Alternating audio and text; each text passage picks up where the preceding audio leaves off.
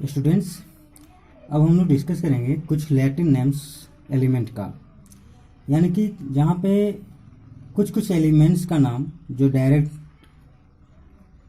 जैसा दिखा, जो समझ में आया वो रख दिया गया डायरेक्ट, और जो नहीं समझ में आया वो नाम ग्रीक, जर्मनी या अन्य देशों से लिया गया, जिनको लैटिन नाम से हम लोग जानते हैं। जैसे ये एफी, ये लोहा के लिए यानी कि आयरन के लिए हम लोग इस्तेमाल करते हैं ये नेम आयरन, लेकिन इसका लैटिन नेम फेरम है। इसी तरह से सोडियम, तो सोडियम नाम से तो एस से प्रोनाउंसिएशन होना चाहिए, लेकिन उसका लेटर एस ना होकर के एन ए है, तो यानी कि ये कहीं ना कहीं ये सोडियम आपका नेट्रियम से बनना है। इसका नाम ग्रीक के लैटिन वर्ड है नेट्रियम। इसी तरह से पोटेशियम के लिए भले ही ये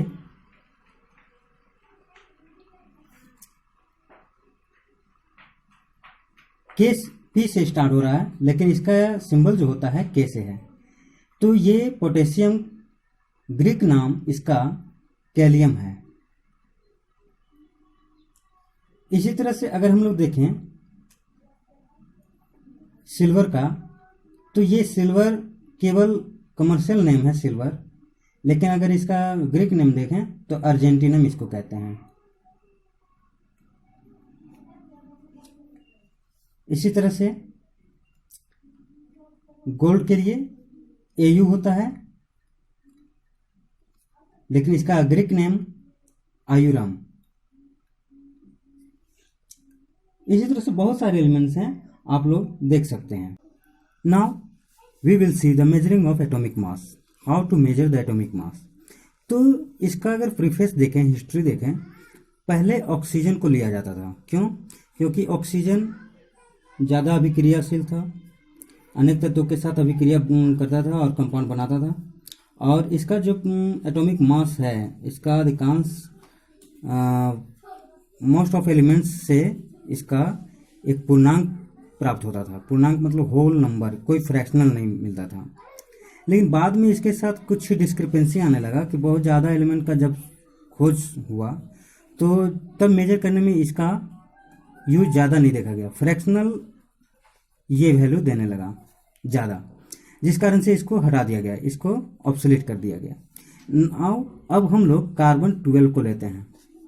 क्यों? क्योंकि ये एक स्टैंडर्ड इसलिए मेंटेन किया गया क्योंकि कार्बन अब सबसे ज़्यादा हाईली कंपाउंड बनाने वाला है, ऑलमोस्ट इसी का कंपाउंड होता है। और दूसरा चीज़ कि कार्बन जो 12 है, इसका आइसोटोप्स इतने बनते हैं, उनके मासेस में सबसे ज़्यादा 12 यूनिट वाला मास ही सबसे ज़्यादा डिवाइड करने लायक बना। यानी कि कोई भी मास को हम लोग 12 से डिवाइड करते हैं तो वो ऑलमोस्ट एक होल नंबर देने के लिए रिस्पॉन्सिबल है, ऑलमोस्ट होल नंबर देने के लिए रिस्पॉन्सिबल है। तो इस तरह से अगर हम लोग एक तरफ का, अगर हम लोग ये मेजर पोल लें तराजू, तो एक तरफ अगर हम लोग C12 रखें और एक तरफ एलिमेंट रखें तो ये अब मेजरेबल हो गया। मेजरेबल हो करके ये डिवीजन आराम से कर सकता है। जैसे कि अगर मान लीजिए 86 इसका ग्राम है दिया गया मास, तो इसको 12 से डिवाइड करने पे इसका जो आएगा लगभग 7 ग्राम के अप्रोक्सीमेटली आएगा। तो 7 एक होल नंबर मिल चुका, तो इसको हम लोग मान लेंगे कि 7 यूनिट ही इसका एटॉमिक मास यूनिट है। तो इस तरह से सारे एलिमेंट जितने भी खोज हुए हैं सब 12 से डिविजिबल लगभग आ गए, यानी कि होल नंबर के करीब करीब सबका वैल्यू रहा, फ्रैक्शनल रहा, लेकिन ज़्यादा डिफ्लेक्शन नहीं आया। तो इसी डिफ्लेक्शन को मद्देनजर रखते हुए C12 को हम लोग एक्सेप्ट किए हैं। और इसके साथ साथ जब हम लोग इसका पूरा तरह से मेजरिंग का स्टैंडर्ड मान लिए, तब बहुत सारे एलिमेंट का एटॉमिक मास निकल कर सामने आया, और वही आज मॉडर्न पीरियोडिक टेबल के लिए स्टैंडर्ड साबित हुआ। Now we will see relative atomic weight, यानी कि एटॉमिक मास का ही ये डेफिनेशन होगा, फार्मूला होगा। It means the average weight of elements when will be divided by 12th weight of carbon atom. It means 1 unit will be multiplied with the average weight. This means the average weight will be quantified, like example 40 unit the weight of calcium. It will be found by 40 gram of calcium. It is the average weight of calcium, and it is the C12, 1/12 of C12. It means this will give 1 unit and this will give 40. This means 40 unit. It is the atomic weight of calcium. This is now quantified, and in this way we will have the modern periodic table is the overview of all the atomic weight of all elements in a table view, grid view. Okay.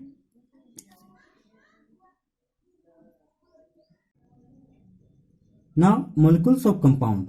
यौगिकों के अणु में हम लोग compound बनाना सीखेंगे।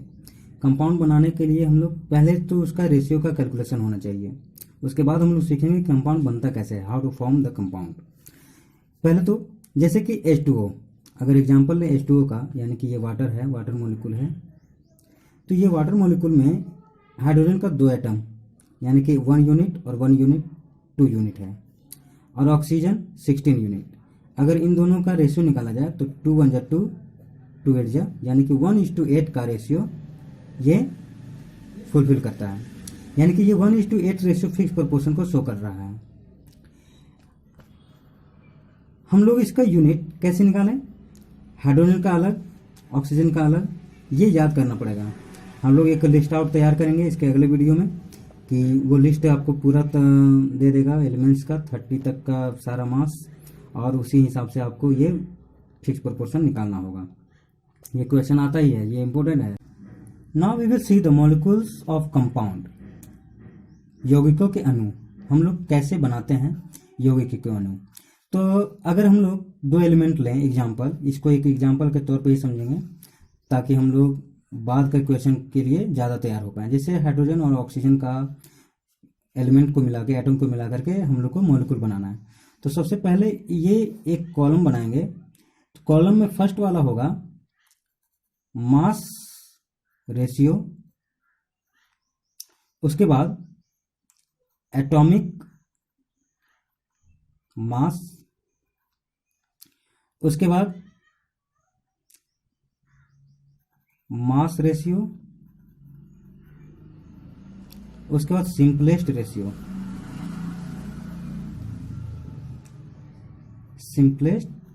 Ratio, अब hydrogen का अगर देखें मास रेशियो क्या है 1 और ऑक्सीजन का 1:8, ठीक है। अभी जैसे हाइड्रोजन H2O होता है, तो हाइड्रोजन और ऑक्सीजन का H2O के हिसाब से अगर देखें तो ये 2 और ये 16, तो 1:8 यहाँ से आता है। ये मास रेशियो है। एटॉमिक मास इसका 1 और इसका 16, तो इन दोनों का रेशियो क्या हो जाएगा 1:1, यानी कि 1/1, और ये 8/16, तो ये 2 1/2 होगा।